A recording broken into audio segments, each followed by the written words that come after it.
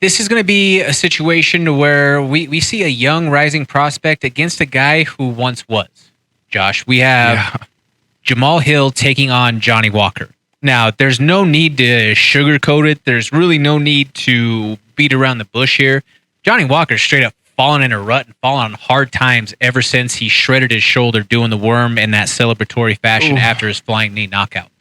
And never been the same. Never been the same off a celebration. And I mean, he's lost 3 out of 4, and he's gotten knocked out bad in that meantime. In the meantime, I know that we can sit here and speculate if that's maybe when the drop-off has happened. But overall, Johnny Walker was never a very technically profound, striker, grappler in the UFC. He's a big, athletic, charismatic guy. Explosive, and if he hits you, he can knock you out. But when you put him in there with other guys who are just as big, just as athletic, just as powerful, and then you add also the proficiency of technical ability that comes with it, he looks a little lost and he looks a little scared.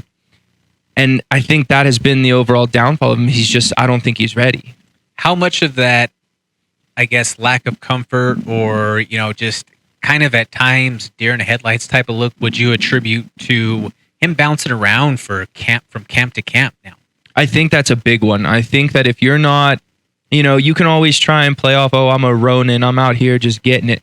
But if you don't have a base, if you don't have someone like a coach or teammates that you trust and to tell you, hey, you're not as good as you think, or hey, you're better than you think, you got to have that trust around you. And him bouncing around from place to place, just getting maybe just yes men around him, Like, for example... That's what people said about Coach Kavanaugh in his last fight with Thiago. Exactly. His fight with them in his corner from Straight Blast Gym, like, they weren't telling him what he needed to hear. They were telling him, like, yeah, you're doing well, when he wasn't doing well at all. He was down on the cards. They could have, at that point, told him, put the foot on the gas. You need to go for a finish now. I mean, I'm a little biased, but, like, I've been around the likes of Mark Montoya and seeing how James Krause also, like, coaches his guys. He's going to tell you exactly what you have to hear. Not what you want to hear, but you have to. Like, you have to finish this fight. You have to go and fight.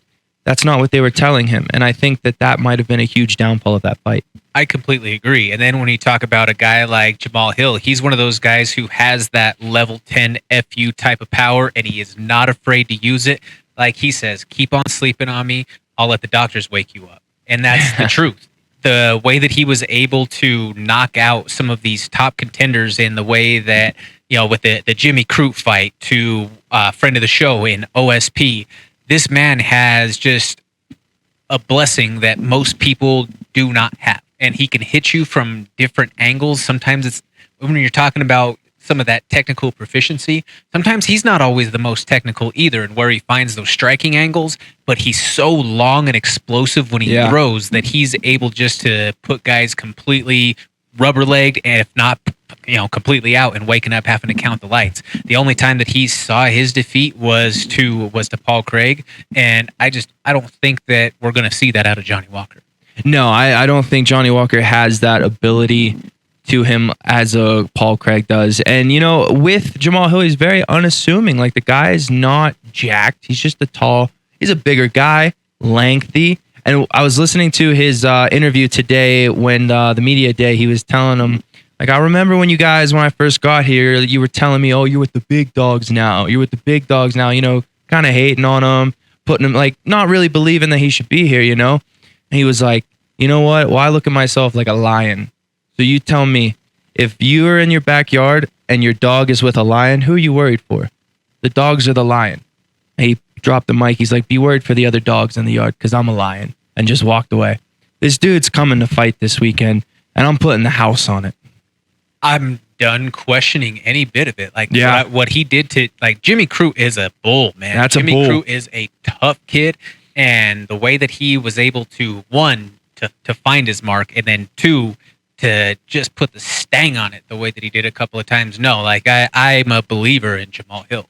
I think that the kid is, if he is going to find someone who is going to best him, I think it's going to be in the grappling department right now. Mhm. But if you're talking about swinging and banging, that kid can throw with anybody right now. I feel Yeah. like in the 205-pound division, and if he goes out there and Johnny Walker decides to get into a firefight, I think Corey Anderson proved that was a very, very bad idea. It's a very bad decision on his part. That being said, Josh Fremd, who do you have?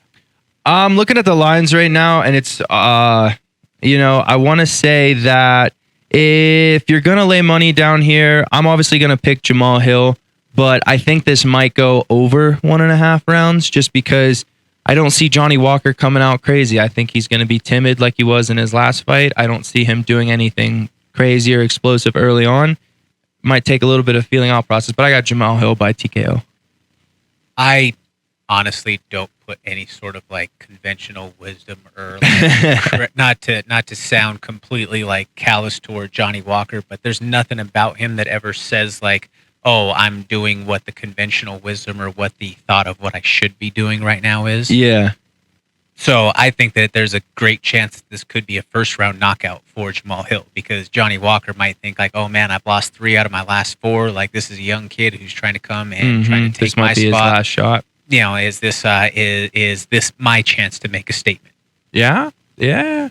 I see your point on that. That's a good one. And again, very rarely do we ever see timid Johnny Walker. Usually we see reckless, abandoned Johnny Walker who's throwing wild and crazy things, and when they connect, it's powerful. It's a highlight reel. But when it doesn't, he overextends himself. He leaves himself open for those counter strikes. And Jamahal Hill, all he needs is that one sidestep and get that ear angle with the right hand, and it's game over.